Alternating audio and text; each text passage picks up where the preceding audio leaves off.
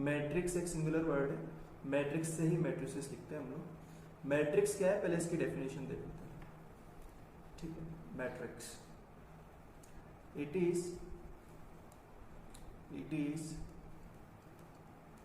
a rectangular arrangement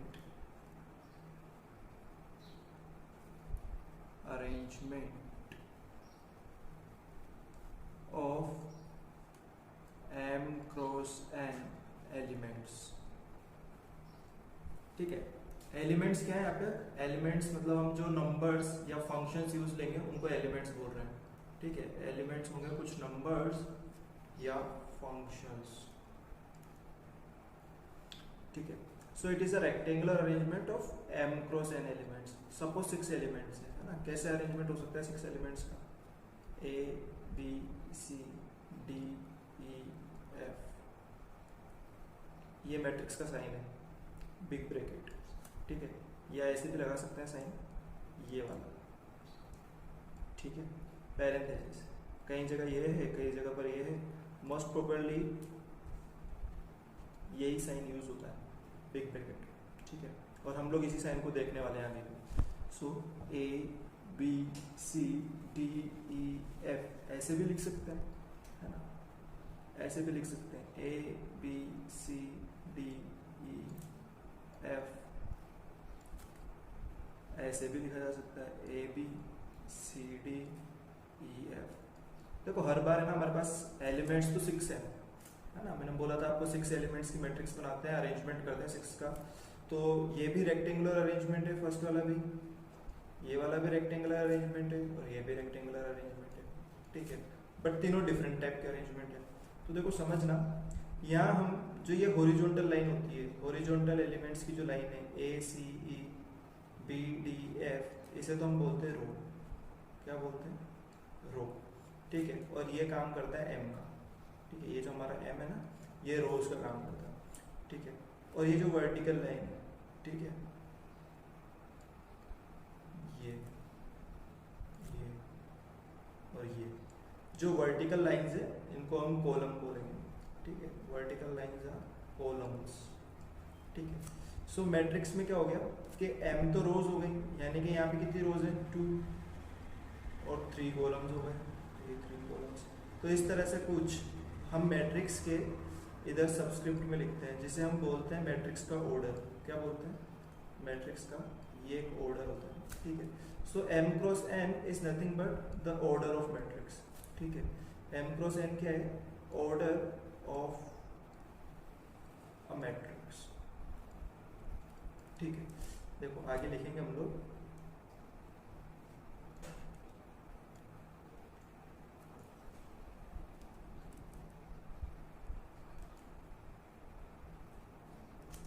ठीक है। सी matrix का ऑर्डर जो हम बोल रहे हैं m क्रॉस n होगा, और यहाँ हमने m को डिफाइन किया है किससे, नंबर ऑफ रोज,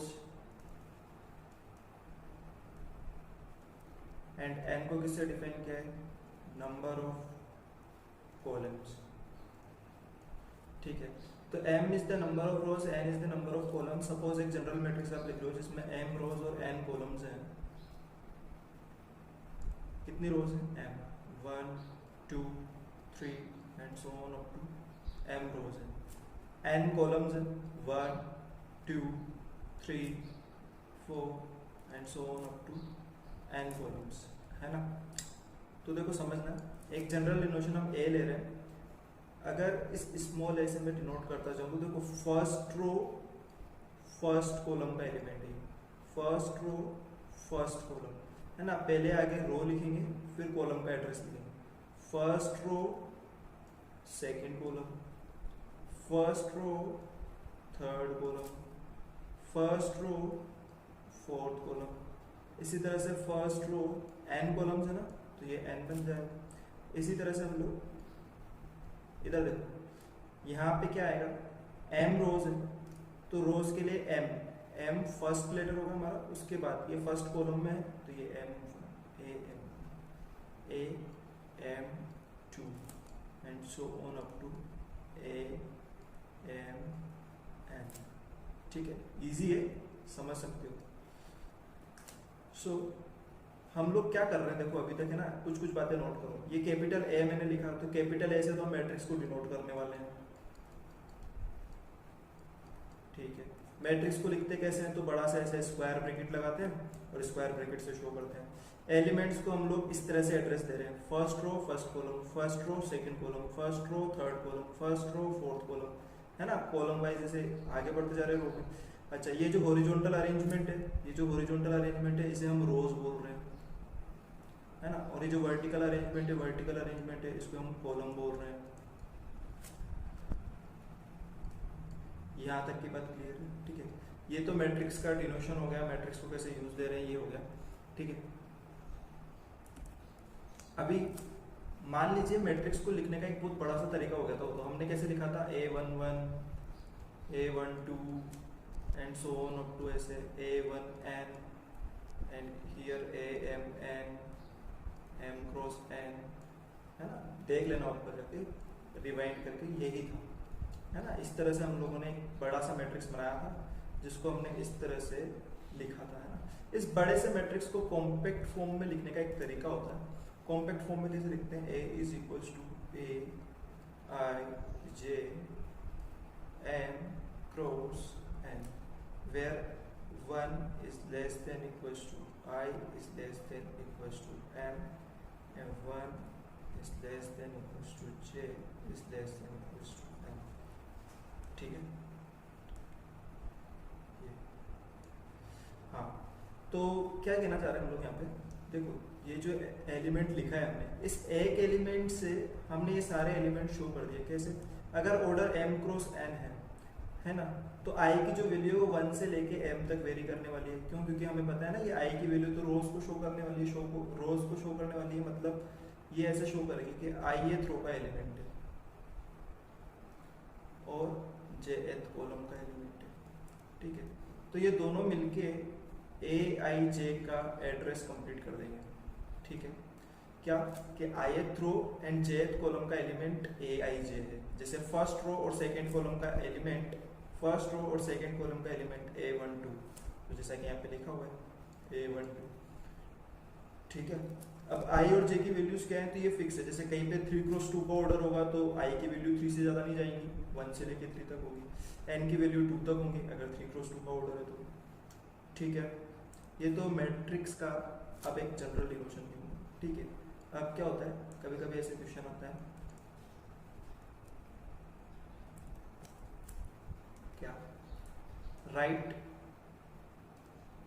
ये एक इलस्ट्रेशन लेते हैं हम लोग, just for an example, right matrix A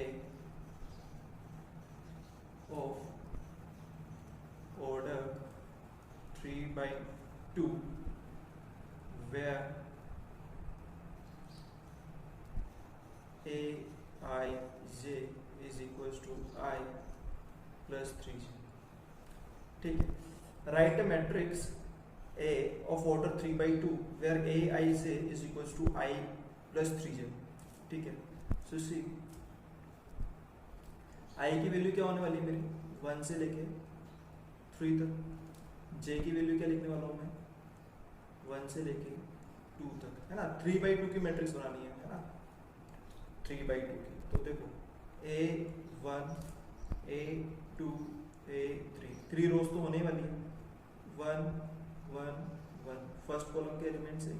अच्छा, A11 A21 A31 की वैल्यूज के लिए ये रूल दे रखा है हमने, है ना, ये शो कर रखा है कि ये aij जो है वो I plus 3j होगा, यानी कि 1 plus 3 into 1, यही A11 होगा, और इसकी वैल्यू कितनी होगी 4, A21 कितना होगा, तो 2 plus 3 1 5, 3 plus 3 1 that is 6।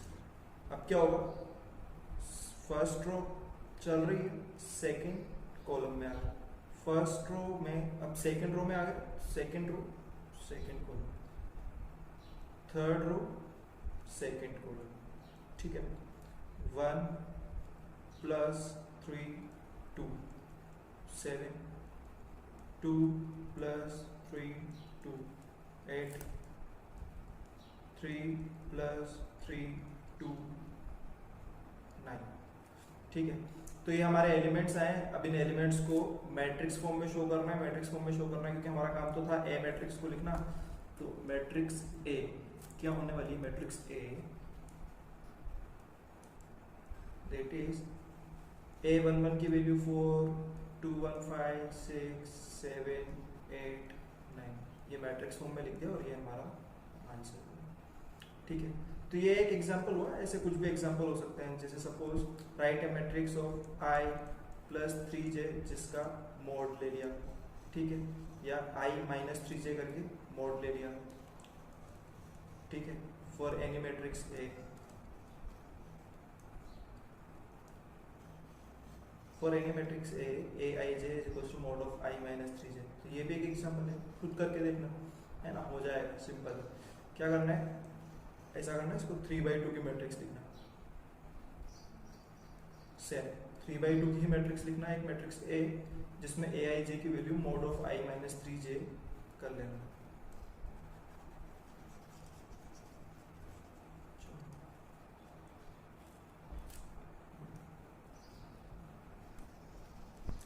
चलो आगे डिस्कस करते हैं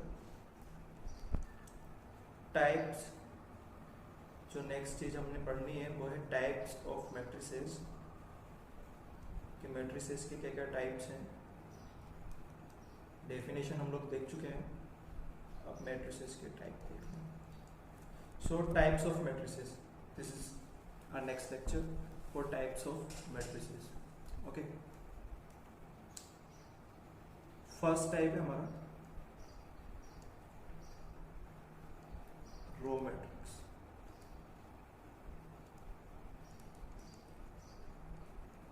रो मैट्रिक्स क्या होने वाली है? नाम से पता चल रहा है, जहाँ एक रो है ना, एक सिंगल रो होगी, कॉलम कितने भी हो सकते हैं। तो 1 × n जो है वो रो मैट्रिक्स का ऑर्डर होने वाला है। 1/n ऑर्डर की मैट्रिक्स, इसको 1 × n ऑर्डर को 1 × n या 1/n दोनों रीड कर सकते हैं। सो रो मैट्रिक्स का ऑर्डर होगा 1/n। ठीक है, यानी कि 1 ही रो होंगी, जैसे ऐसा होगा दिखने में A B C D E। तो फील आ रहा होगा, एक सिंगल रो है इसलिए इसको रो मैट्रिक्स बोल दिया। ठीक है, ये 1/5 की एक मैट्रिक्स हो गई। ठीक है, इसी तरह से कॉलम मैट्रिक्स होती है, ज़्यादा डेफिनेशन नहीं है, ये सब इजी टू अंडरस्टैंड है। कॉलम मैट्रिक्स क्या होगा? कॉलम मैट्रिक्स में एक कॉलम होगा, m रोज होंगी, ये इसका ऑर्डर हो जाएगा, है ना, m × 1, यानी कि रोज कितनी भी हो 1 2 3 A B C D इस तरह से, बाकी कॉलम एक होगा। तो फील आ रहा होगा कि ये कॉलम बना हुआ है सिंपल सा। ठीक है, ये कॉलम मैट्रिक्स हो गई।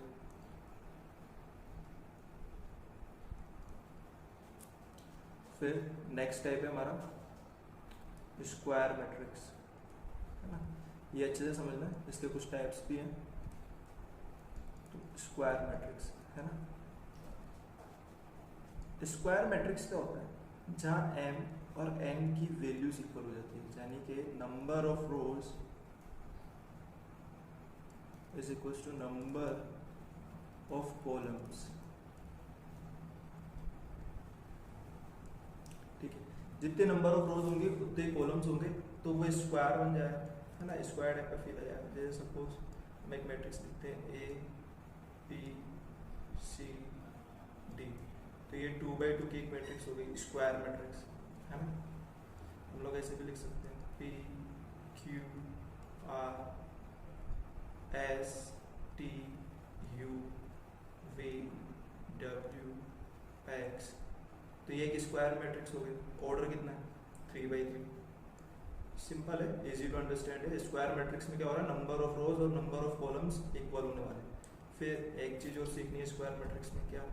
एक डायगोनल होता है ना, तो इस वाले n वाले एलिमेंट्स को हम लोग डायगोनल बोलेंगे, है ना। इसे प्रिंसिपल डायगोनल बोलते हैं, मेन डायगोनल बोलते हैं। ठीक है, और हम जब भी मैट्रिक्स में डायगोनल का नाम लेंगे तब हम इसी वाले डायगोनल को स्टडी करेंगे। ठीक है, इसे डायगोनल बोलेंगे। ठीक है, B और C ये वाला डायगोनल नहीं है। ठीक है, क्यों नहीं है? क्योंकि ये स्क्वायर नहीं है, ठीक है, ये स्क्वायर मैट्रिक्स है, ठीक है, हम ज्योमेट्री नहीं पढ़ रहे हैं यहाँ पे, ये ज्योमेट्रिकल फिगर्स नहीं है। मैट्रिक्स में एक ही डायगोनल होता है, उसी को प्रिंसिपल डायगोनल बोलते हैं, मेन डायगोनल बोलते हैं। और वो डायगोनल क्या होता है, जहाँ पे आई की वैल्यू जे के इक्वल होती है, ठीक है, सिंपली ऐसे याद रख लेना। डायगोनल क्या होता है, जहाँ पे आई की वैल्यू जे के इक्वल है, वहीं उसी एड्रेस पे हम लोग क्या बोलेंगे कि वो डायगोनल एलिमेंट्स है, ठीक है, डायगोनल एलिमेंट्स है, ठीक है। तो आई इक्वल टू जे, जैसे यहाँ पे 1 1 है ना, ये 2 2 पे है, ये first row first column, second row second column, third row third column. तो देखो आई इक्वल्स टू जे हो रहा है ना, ठीक है, इस एड्रेस पे। So these are known as the diagonal elements, ठीक है, पी डी एक्स इन 3/3, ठीक है।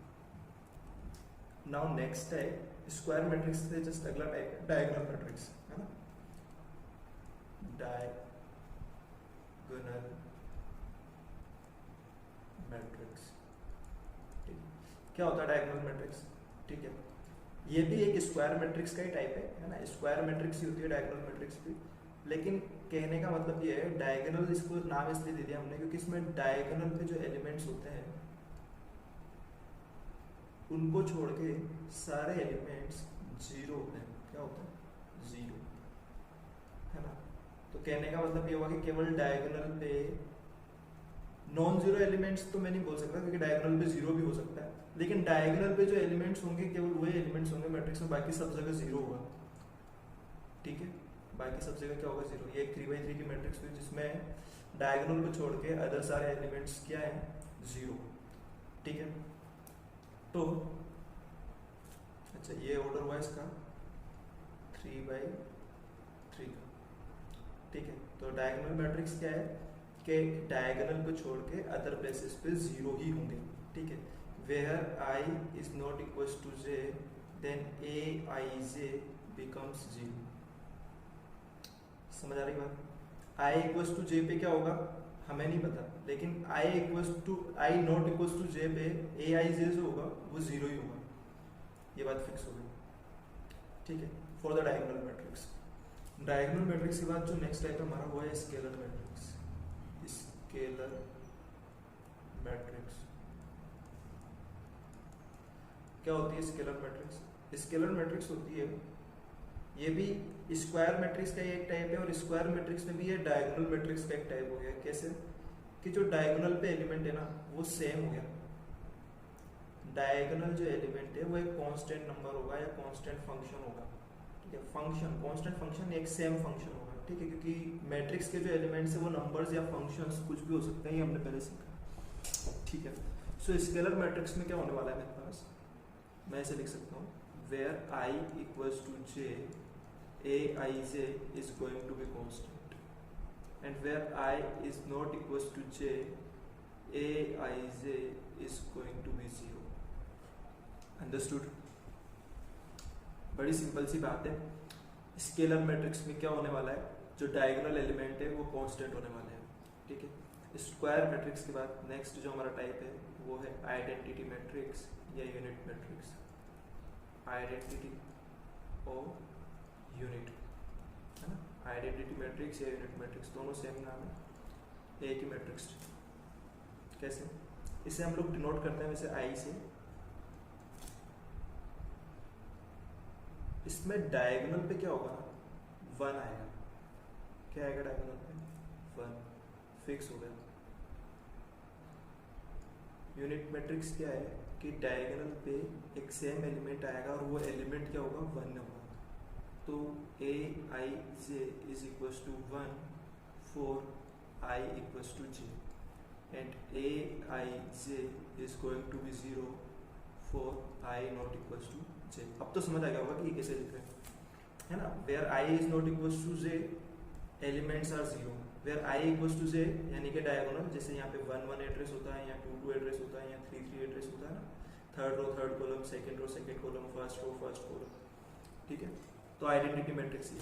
अब जैसे ये 3/3 ऑर्डर की है ना, 3/3 ऑर्डर की है, या मैं बोल दूँ 3 ऑर्डर की है सिंपली, तो यहाँ I3 लिखते हैं, ठीक है। I3 से डिनोट करेंगे 3 ऑर्डर की मैट्रिक्स को। अगर I2 है तो हम लोग क्या लिखेंगे, 1 1 0 0, ये 2x2 ऑर्डर की मैट्रिक्स होगी, तो इसे I2 बोलेंगे।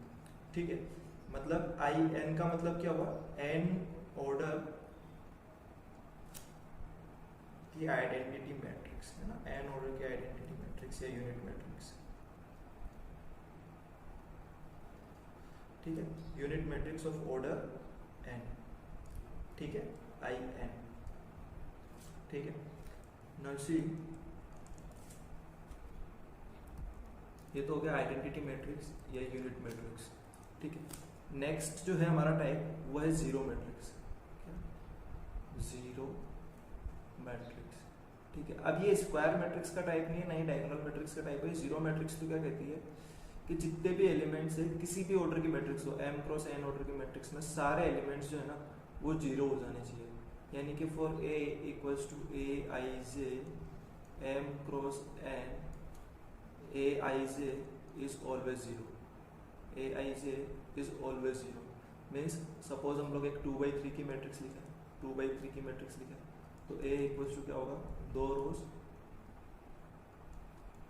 ये 2 रोज एंड 3 कॉलम्स है यहाँ पे, है ना। फील आ रहा होगा, ये 2 रोज ये 3 कॉलम्स। ठीक है, ये तो हम सीख चुके हैं, समझ चुके हैं, है ना। हॉरिजॉन्टल रोज और vertical columns. So zero matrix क्या हो गई कि जीरो मैट्रिक्स में सारे एलिमेंट्स क्या होंगे, जीरो होंगे, ये फिक्स हो चुका है यहाँ पे। ठीक है, उसके बाद जीरो मैट्रिक्स के बाद हमारा जो नेक्स्ट टाइप है वो है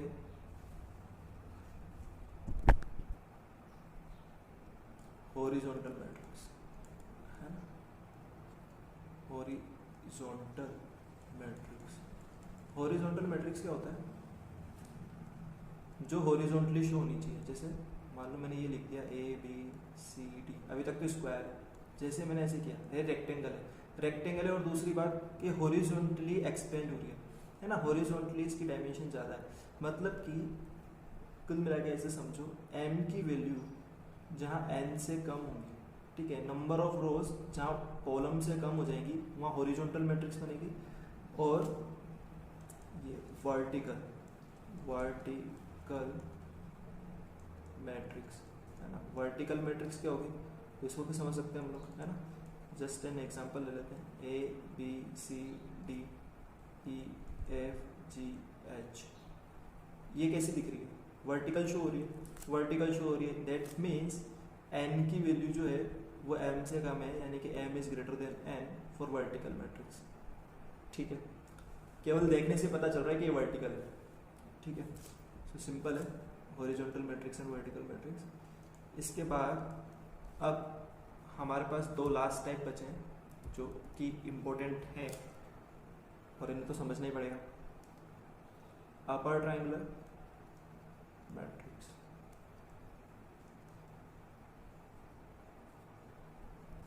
अपर ट्रायंगुलर मैट्रिसेस, है ना। तो अपर ट्रायंगुलर मैट्रिक्स क्या होती है,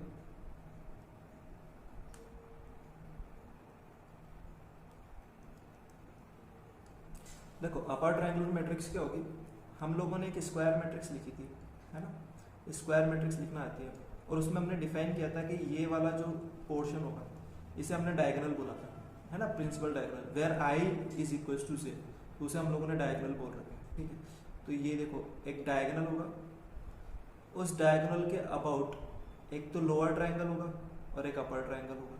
कैसे होगा, देखो एक बार बना के समझाता हूँ। ठीक है, ये तो अपर ट्रायंगल हो गया, ये हो गया लोअर ट्रायंगल। ठीक है, तो अपर ट्रायंगुलर मैट्रिक्स ये कह रही है कि इस अपर ट्रायंगल को छोड़ के जो ये लोअर ट्रायंगल होगा ना, यहाँ तो सारे एलिमेंट्स क्या होंगे, जीरो होंगे। ठीक है, इसका मतलब माइंड यू ये ध्यान रखना कि मैं ये नहीं कह रहा हूँ कि अपर ट्रायंगल में जीरो होंगे, अपर ट्रायंगल में कुछ भी हो सकता है ना, ए बी सी, यहाँ डी लिख लिया, यहाँ ई लिख लिया, हो सकता है यहाँ जीरो भी आ जाए। बट द थिंग इज कि लोअर ट्रायंगल में इधर वाले पोर्शन में सारे एलिमेंट्स क्या होंगे, जीरो होंगे। तो अपर ट्रायंगुलर मैट्रिक्स ये कहते हैं कि जो एलिमेंट्स होंगे ना, जिन्हें नॉन जीरो एलिमेंट्स बोल सकते हैं, वो अपर ट्रायंगल में होंगे, वो अपर ट्रायंगल में होंगे। ठीक है, जैसे ये 3x3 की मैट्रिक्स हुई। ठीक है, तो इसमें अपर ट्रायंगल में ठीक है, अपर ट्रायंगल में एलिमेंट्स लाई कर रहा है ए बी सी या A D E B 0 C। ठीक है, ये बात तो अंडरस्टूड है। ठीक है, तो इसको हम लोग ऐसे लिख सकते हैं, where I is greater than J, Aij is going to be 0। Check है ना, चेक कर लो इसको, क्या बोलना चाह रहा हूँ।